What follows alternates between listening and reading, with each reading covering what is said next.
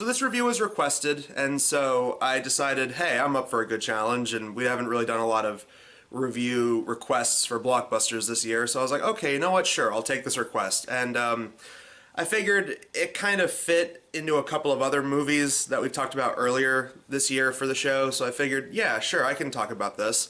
And the movie in question is the 2009 Will Ferrell comedy, Land of the Lost. You finished the time machine. All right, Holly. We'll start with taking some seismic readings inside the mouth of the cave. Something's happening. It's beautiful!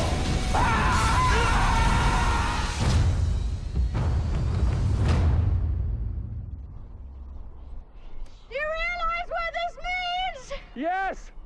Matt Lauer can suck it! You ever get tired of being wrong? I do! I really do! We don't get fooled again! Don't get fooled again! I wanted to do that since I first met you. You mean we could have been doing this the whole time?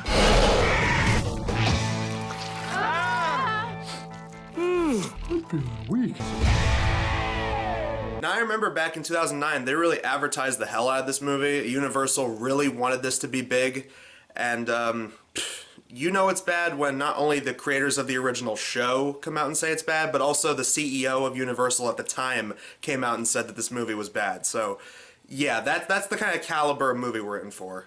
A space-time vortex sucks scientist Rick Marshall, played by Will Ferrell, his assistant Holly, played by Anna Friel, and a survivalist Will, played by Danny McBride, into a world populated by dinosaurs and painfully slow creatures called Sleestaks. With a few resources at their disposal, Rick, Holly, and Will rely on their own ally, a primate named Chaka, played by Jorma Taccone, to try and survive long enough to figure out their way back home. So the two movies that this kind of connects to is the Banana Splits movie, which was the very first movie I reviewed for the year, and that was also based on a show made by Sid and Marty Kroft, because the original 70s show, Land of the Lost, that was actually made by Sid and Marty Kroft as well. And the other movie it ties into is another Will Ferrell comedy, that being Get Hard, which I didn't really think was that good. And honestly, after this movie, it kind of falls in the same trappings that made that movie suck. So the original plot of the show is actually slightly different from the one that's in this movie. That was actually about a family. It was about a father, daughter, and son, and they got lost on a rafting incident, and they ended up in the Land of the Lost, and there was this big mishmash of dinosaurs and alien lizard people and Greek mythology and monkey men and a bunch of different stuff, and that aspect's in the movie itself, but the setup is just a little bit different. They try to keep the same names as the characters from the original show. It tries to do that, but the character dynamics are totally different. This time, Rick Marshall is played by Will Ferrell, and he's this absent-minded scientist who has this theory about interdimensional travel and how it could better humanity, and he makes a complete ass of himself in the scientific field.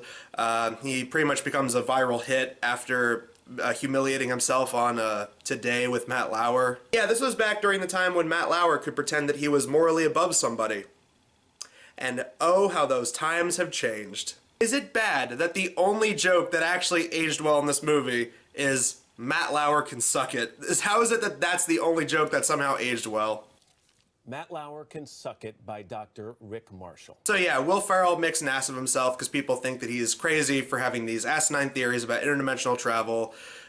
Too bad that he didn't have the assistance of the kids from Wish Upon. Yo dog, you dig on multiverse theories? No, this one lady steps in, her name's Holly, and she's played by the chick from Pushing Daisies. And she's obviously there to be the token love interest, but we'll get to that in a second. She doesn't think he's crazy. She actually really likes his theories and actually thinks that he might be onto something. He shows off this device that he created, which measures tachyons and how it could potentially open up this big vortex portal thing that he's been talking about. And so they decide to test it out at this old theme park somewhere out in the desert that's run by Danny McBride, basically doing Danny McBride, except it's a PG-13. So he's a little bit more of a toned down Danny McBride than the kind of Danny McBride you'd expect in something like Pineapple Express or This Is the End or Tropic Thunder. It's a PG-13. So he's basically the same character, but it's pretty much just a toned down version of that. They go into this like water rafting ride, so that's their excuse to do the whole water rafting thing from the original show. And it ends up working. It opens up a portal, and they end up in the Land of the Lost, which they call basically a big interdimensional crossroads. So from there, they have to get the machine back because it keeps getting swiped left and right. They have to try and get back home with the machine, and all the while dodge being chased by T-Rexes and alien lizard men and a monkey man named Chaka, who I remember being a little kid in the original show, but here they just they bump up him in terms of age for some reason. And yeah, he serves as the comic relief. I had no idea about this until I read the credits, but apparently he's played by one of the Lonely Island guys. And, you know, I used to love Lonely Island growing up, you know, during the early days of YouTube and all that kind of stuff. They were very funny, but seeing that I was just like, oh man, I'm so sorry, dude, you had to be in this. So yeah, basically they took the bare bone essentials of the original show and they just slapped it on top of just another Will Ferrell comedy. Because there's a lot of the same kind of shtick you'd expect in those movies. Especially Will Ferrell running around screaming a lot. I mean, there is a ton of that in this movie. Spread out! It'll confuse him! Try running a serpentine pattern! He's incapable of rapid course correction! Serpentine, everyone! Serpentine! Serpentine! Now! Hey, you remember when Will Ferrell did the whole running around screaming crazy things in Talladega Nights? Yeah, I do too. Except that was actually funny. Help me, Tom Cruise! But how did he get down to his underwear that fast? Tom Cruise used a witchcraft on me to get the fire off me! Aside from the comedy just not being that funny to me, and also the characters just falling into the same trappings you'd expect from a movie like this, I mean, let's face it, you got Will Ferrell playing Will Ferrell. Typically, you know, that goofy man-child character that he always plays in movies. You know, except he doesn't even try to add a character on top of it. Like, with movies like Ricky Bobby or Anchorman, he tries to make a character around it. Here, it's just Will Ferrell, you know, dressed up in an adventurer's outfit and running around the desert screaming while being chased by a dinosaur. Like I said, Danny McBride is just being Danny McBride, but he's a toned-down version of that. And the girl, she's pretty much just there to be the token love interest, and also there to spit some exposition dialogue. In fact, it's funny because when they establish her, it's like, okay, so she's the scientist, and I was expecting them to do the thing where, oh, you know, she has her glasses on and her hair in a bun, and then she takes that off, and oh, she's hot. They don't really do that. They just kind of jump into that as soon as they get to Land of the Lost, because, like, at first she's like, oh, okay, she dresses up like a scientist the first time you see her, and then when they get to Land of the Lost, she's wearing a tank top, short shorts, and I'm just like, okay, all right. They didn't even, like, try to put that whole, oh, she's the mousy scientist girl next door, but then she's really hot when you get to know her. No, they didn't even, like, they just rushed right into that. Chaka in this movie is just kind of the typical comic relief, goofy sidekick character. I mean, he's just there to act like a monkey, flail around, buddy around with Danny McBride, and annoy Will Ferrell. I'm Dr. Rick Marshall. Dr. Rick Marshall. Okay? Let's take a look at that ankle. I'm just gonna take a little look. How dare you? How dare you? I mean you no harm. I mean you no harm. Marshall. Don't you run from me, you little shit. Hey, hey. The plot gets going when they introduce the Sleestack, who are these evil alien lizard men from the original show. And they look kind of cool. I mean, all the CG that's in the movie doesn't look all that bad, aside from one part near the end where the T-Rex is, like, walking around the characters, and it looks like one of those really shitty, like, 4D shows you see at theme parks. No, wait. This is insane. We saw you go down Grumpy's cake hole. What, he puke you out or something? No, it's not possible. The T-Rex lacked a gag reflex. Not important right now. But anyway, yeah, they take these kind of, like, silly-looking things from the original show, and they have a part where they show off, like, all these different rows of teeth and stuff. And that's kind of cool, I guess. But the plot gets going when they introduce this, like, old Sleestack in a toga, and he says that he was banished because he was trying to make the world a better place, and he needs their tachyon machine to help better the world and potentially get them home. And it's funny, as soon as they showed him and he started going down this whole thing, I was like, he's going to be a traitor. He's going to backstab them. There's no way that he's going to be a good guy. And sure enough, yeah, I was right. He ends up backstabbing them. He wanted the machine so that way he can open up a portal and use some kind of curse or spell he has over the other Sleestack to be his, like, mindless army so that he could conquer Earth.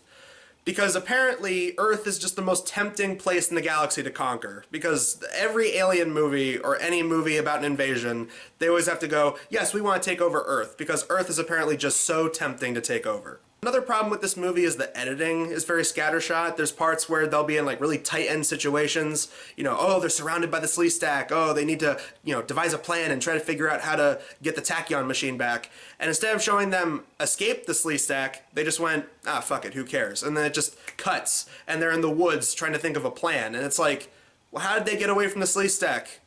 How did that happen? How'd they get to the woods? Like, Rescue the unit. Verse. All right, everyone, gather around. Let's go. Chop, chop. and speaking of the scene in the woods, that's another scene where the comedy is just incredibly lazy, and the comedy basically just boils down to, oh, Will Ferrell gets a giant jug full of dinosaur piss and pours it all over himself.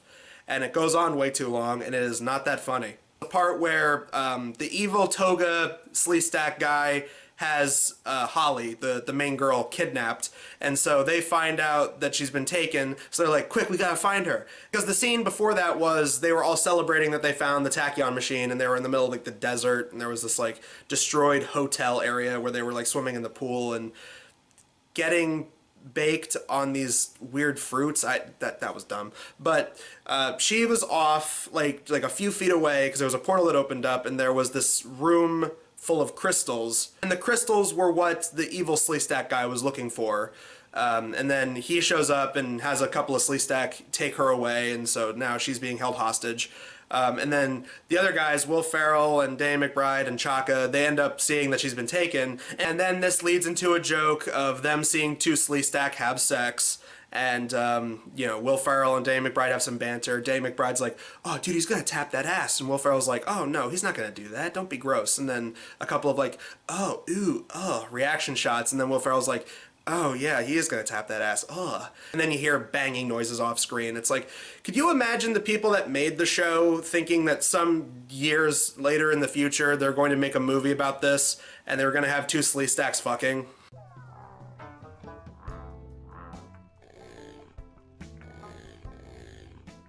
He's about to tap that ass. Would you shut up? He's not about to tap that ass. Oh, you're right. He's totally tapping that ass. I mean, shit, say what you want about the Banana Splits movie. It wasn't anything great, and you could say that, oh, it went against childhoods and all that kind of thing, but shit, dude, it's like, this movie doesn't really know what it wants to be. It's like, okay, I could see little kids liking it, but some of the humor is just a little too adult for children. I mean, it's a PG-13, but it does make you think, like, some of these jokes are just a little too crass, and the adults that would probably get a kick out of it are probably just gonna go, ugh. I mean, shit, even the big ending joke of the movie is Will Ferrell, you know, all hope seems lost, and it seems like that the bad guy's gonna win, but oh, Will Ferrell ends up trying to tame the giant dinosaur that's been chasing them all throughout the movie, but then he ends up getting eaten, and then later it's like, oh no, Will Ferrell actually survived. He's now riding the dinosaur, and he's friends with the dinosaur now, and he got out of the dinosaur by being shat out. Yeah.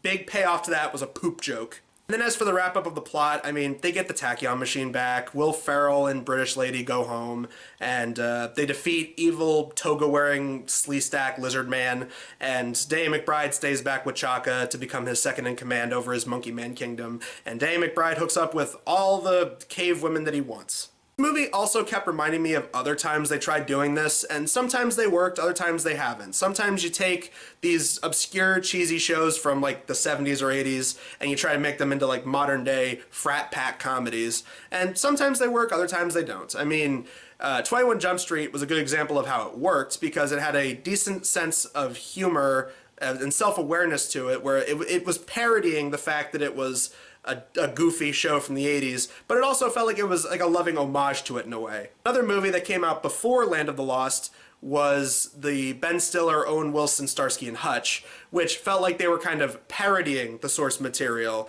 And that's the way to do these kind of things, is that like you can poke fun at the original show being kind of goofy, but you can also celebrate it. And I could easily imagine the people that made this movie being like, oh yeah, well, we just loved the original show, but you know, it's still goofy, so it gave us plenty of room to make fun of it. And it's just like, Yeah, but watching it, it's just another Will Ferrell comedy with a Land of the Lost spray paint over it. It's like, this is nothing new. This doesn't really feel like a Land of the Lost movie. It's not the worst movie I've sat through for this show, but at the same time, I was just like, man, this could have been so much better. This could have been so much more fun. I remember them advertising it a lot when I was younger, back in 2009, and I never saw it, but then watching it now, all these years later, I'm just like, man, there's a reason that everyone was so displeased with the way this movie came out. It's just like, man, it's not that funny. It feels like it's kind of coasting on the fact that, oh, well, you probably love the original show, so you're just going to love this. And it's like, no, it's just another excuse for Will Ferrell to run around screaming a lot. And it's just like, we've seen it all before, and we don't want to see it again. A lot of the same ways, it just reminds me of Get Hard, where it's just one of those, like, middle-of-the-road, forgettable, very crap Will Ferrell movies where it's like, they're not the worst he's ever done, but it's just like, man, I have no desire to go back and rewatch this. And then there's the added bonus of like, man, there's probably people out there that grew up with the original Land of the Lost, loving the show, despite all of its goofiness and cheesiness, and going, man, I would love to see a modern take on Land of the Lost, and, you know, make like a straightforward, serious Land of the Lost movie. And it's like, wow, this is what you did to it? This was the Matt LeBlanc Lost in Space movie from the late 90s not enough? You had to do this to Land of the Lost? So tune in for the next episode of the Blockbusters show, where we'll actually be looking at a TV series. We're going to be looking at a shortly lived show on Netflix starring everyone's favorite Happy Madison alumni member, Rob Schneider. Next time, we're going to be looking at Real Rob. But until then, guys, I'm Adam Sykes of the Blockbuster show. We will see you guys in the next video. Marshall, Will, and Harley on a routine expedition met the greatest earthquake ever known. That's all I got. Yeah, that's fine. Apology accepted, dude.